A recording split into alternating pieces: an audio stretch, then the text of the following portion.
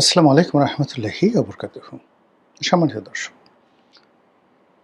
বাংলাদেশের সাবেক প্রধানমন্ত্রী শেখ হাসিনা, তার পরিণতি কি হবে? তিনি কি দেশে আসবেন?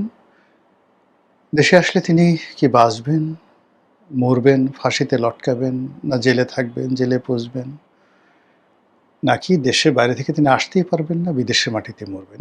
এই বিষয়গুলো নিয়ে আমরা খরচ আলোচনা করি। যারা অল্প বুদ্ধির মানুষ, তারা নিজেদের মতো করেন নানা রকম, যাকে বলা হয়, প্রেডিকশন দেন। আওয়ামী লীগের যে সকল অল্প বুদ্ধির লোক আছেন, তারা যে অনুমান করেন সেটা হলো শেখ হাসিনা একেবারে বিশ্ববিজয়ী জুলিয়াস সিজারের মতো, আলেকজান্ডারের মতো ঝড়ের গতিতে উল্কাপিণ্ড হয়ে, সুনামি হয়ে বাংলাদেশে ঢুকবেন। তারপর ওই যে পুঁথির মতো, পুঁথিতে যেভাবে আছে যে মহাবীর অমুক কাতারে কাতারে শূন্য কচু কাচরা করেছে, সেইভাবে শেখ হাসিনা এসে, যেহেতু আওয়ামী লীগ বিরোধী যারা লোকজন রয়েছে তাদের সবাইকে তিনি কচু কাটা করবেন, সবাইকে ডলা দিবেন, সবার উপর বুলডোজার চালিয়ে দেবেন। বাংলাদেশে যে সমস্ত মানুষ গত ২ বছর আওয়ামী লীগের লোকদেরকে নির্যাতন করেছে, জুলুম করেছে, মামলা দিয়েছে, মোকদ্দমা দিয়েছে, ঘর বাড়ি লুট করেছে, তাদের সবাইকে এমন প্রতিশোধ শেখ হাসিনা নেবেন, সেই প্রতিশোধের দৃশ্য দেখে আওয়ামী লীগের লোকজন জোরে জোরে বলে উঠবে, জয় বাংলা, জয় বঙ্গবন্ধু, জয় হোক শেখ হাসিনার। এরকম এক শ্রেণীর লোক আছে না? আছে। আরেক শ্রেণীর লোক আছে যে শেখ হাসিনার প্রতি আল্লাহর গজব নাজিল হয়েছে। এত অন্যায়, এত জুলুম, ১৭ বছর যাবৎ এত ফাঁকিবাজি, এত মিথ্যা কথা, এত প্রতারণা। কাজেই অদৃষ্ট আল্লাহ বলে যে জিনিস আছে, আল্লাহর হুকুমই তার ক্ষমতা গেছে, আর আল্লাহর হুকুমে সে পচে গলে দুর্গন্ধ হয়ে পুজ রক্ত হয়ে সে যেখানে আছে, মরা তো দূরের কথা, সে এরকম একটা অবস্থা হবে মৃত্যুর আগে যে সকল মানুষ ঘৃণায় তার থেকে, তার সেই অবস্থা দেখে মুখ ফিরিয়ে নেবে। এবং ইতিমধ্যে দেখবেন এআইতে শেখ হাসিনা অসুস্থ এরকম কিছু খুব বিকৃত ছবি, এই ধরনের কথা যারা বলেন তারা ছাড়ার চেষ্টা করেছেন। তো তারপরে তার সেই অবস্থা বৃদ্ধকালে মরার আগে এমন একটা অবস্থা তৈরি হবে যে শেখ হাসিনা নিজেই বলবে, হে আল্লাহ, আমাকে মৃত্যু দাও, আমি আর এই কষ্ট সহ্য করতে পারছি না। এবং সে এত অপরাধ করেছে যে আল্লাহ হয়তো তাকে তওবার যে সুযোগ সেটাও হয়তো দেবে না। এই গেল একটা বক্তব্য। আরেকটা গ্রুপ বলার চেষ্টা করছে যে না, তাকে বাংলাদেশ সরকার, তারেক রহমান সাহেবের সরকার কূটনৈতিক চ্যানেলে আমেরিকার উপর প্রয়োগ করে ভারতকে রাজি খুশি করিয়ে বা ভারতকে চাপ দিয়ে তারা বাংলাদেশে আনবে, এখানে তার ফাঁসি কার্যকর করা হবে। এবং বাংলাদেশের ইতিহাসে কোনো প্রধানমন্ত্রী, রাষ্ট্রপতি, এরকম বড় পর্যায়ে যারা লোকজন রয়েছেন তাদের এই প্রথম যে ফাঁসি, সেটা শেখ হাসিনার মাধ্যমে দিয়ে মানে কার্যকর করে একটা অনন্য নজির বাংলাদেশে স্থাপন করা হবে। এরকম অসংখ্য কথা যে যার মতো করে বলছে। কিন্তু কথা যাই বলুন না কেন বা যেভাবে আপনি ন্যারেটিভ তৈরি করুন না কেন, দিন শেষে প্রায় সব কথাগুলো আওয়ামী লীগ এবং শেখ হাসিনার ভাণ্ডারে জমা হচ্ছে।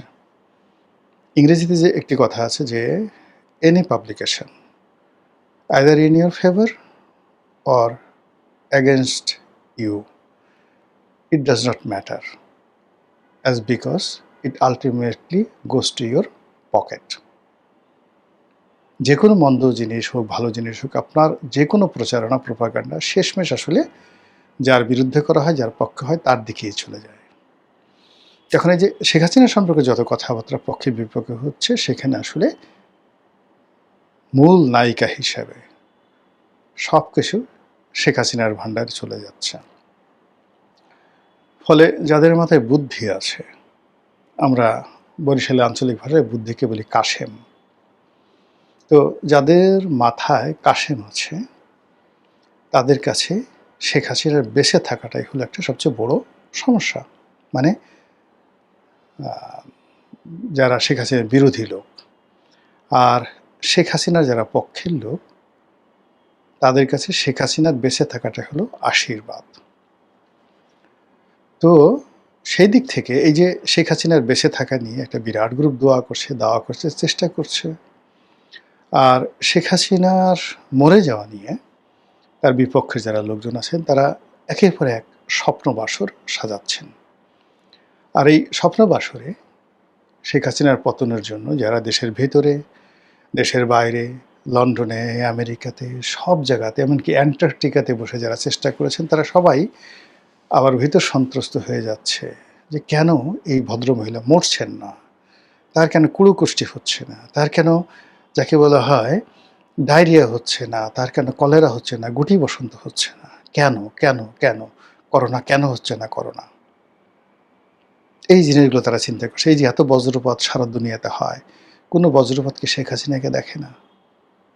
তো এই জিনিসগুলো চিন্তা করতে করতে তারা হতাশ হয়, মাঝে মধ্যে ভীত সন্ত্রস্ত হয় এবং তারা চিন্তা করে যদি শেখ হাসিনা আবার কোনো কারণে ফিরে আসে তাহলে তো তাদেরকে ছাড়বে না, ডলা দিয়ে ছাড়বে যে কোনো মূল্যে। তো এই যে শেখ হাসিনা সম্পর্কে মানুষের যে ভয়, এই ভয় আমেরিকাতে চলে গেছে, এই ভয় অনেকে চলে গেছে। তারই ধারাবাহিকতায় একজন সাবেক মার্কিন কূটনীতিবিদ, তার নাম মিস্টার জন, তিনি বাংলাদেশে একটা সময় ডেপুটি অ্যাম্বাসেডর ছিলেন, ছেলে বউ পরিবার পরিজন নিয়ে দীর্ঘদিন বাংলাদেশে ছিলেন এবং বাংলাদেশের রাজনৈতিক অঙ্গনে, ব্যবসায়িক অঙ্গনে, ইন পার্সনে আমেরিকার যে দূতাবাস, সেই দূতাবাসের যত কর্মকর্তা এ যাবৎকালে আমি দেখেছি ৮০-র দশক থেকে আজ পর্যন্ত জনের মতো এত ওয়েল কানেক্টেড কেউ ছিলেন না। সবার সঙ্গে তার একটা বন্ধুত্ব ছিল।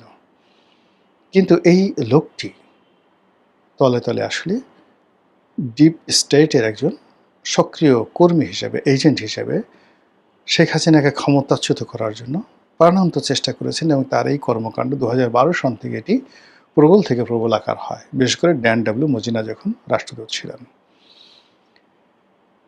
এবং পরবর্তীতে তাকে এখান থেকে সরিয়ে নিয়ে পাকিস্তানে একটি স্টেশনের চিফ করা হয় এবং সেখান থেকে তিনি এই যে এখন বাংলাদেশের মধ্যে যে সকল যাকে বলা হয় অনার সৃষ্টি তৈরি হচ্ছে, যে সকল উগ্রবাদ, জঙ্গিবাদ চালু হয়ে গেছে এবং যেই পাকিস্তানের উগ্রবাদের সঙ্গে যে সকল কানেক্টিভিটি তৈরি হয়েছে বলে অভিযোগ করা হচ্ছে খোদ আমেরিকাতে, এবং ইসরায়েল যে হামাসের কথা বলছে, এটার সঙ্গে জনের যদি সম্পর্ক থাকে আমি আশ্চর্য হব না। এর কারণ হলো জন পাকিস্তানে যে কাজগুলো করেছিলেন ওই সময়টাতে পাকিস্তানে যাদের সাথে সম্পর্ক ছিল তার সঙ্গে সঙ্গে বাংলাদেশের দক্ষিণপন্থী গ্রুপের সঙ্গে, যেটা আমি আগেই বলেছি, তার সর্বোচ্চ সম্পর্ক ছিল। এই সম্পর্কটির কারণে তিনি যে কানেক্টিভিটিটা করে দিয়েছিলেন, সেই কানেক্টিভিটির কারণে পাকিস্তানের সঙ্গে বাংলাদেশের, পাকিস্তানের জঙ্গিদের সাথে বাংলাদেশের জঙ্গিদের যে সম্পর্ক হয়েছিল, যার মূল কারিগর ছিলেন জন। পরবর্তীতে তার দায়িত্ব শেষ হলে, চাকরি শেষ হলে তিনি এই ডিপ স্টেটের যে বেসরকারি ইউনিটগুলো রয়েছে তাদের সঙ্গে যুক্ত হয়ে যান এবং এখন শেখ হাসিনার পতনের পরে তার তৎপরতা, পিটার ডিহাসের তৎপরতা, ডোনাল্ড লুয়ের চাকরি হারানো, সব মিলিয়ে এই টোটাল গ্রুপটা হলো সেই ইস্ট ইন্ডিয়া কোম্পানির রবার্ট ক্লাইভের যে সাথে যারা ছিলেন এদের মতো করে। তো এই জন কথা নাই বার্তা নাই, আমেরিকার লোক, সে বাংলাদেশের কে, কিচ্ছু না। তারপর সে শেখ হাসিনাকে নিয়ে একটা কথা বলেছেন যে শেখ হাসিনা বাংলাদেশে যদি আসে তাহলে তাকে জেলে ঢুকে পচে মরতে হবে। এখন এখানে আমি খুব জনকে প্রশ্ন করতে চাই যে শেখ হাসিনা জেলে মরবে কেন? শেখ হাসিনা তো ফাঁসির আসামি।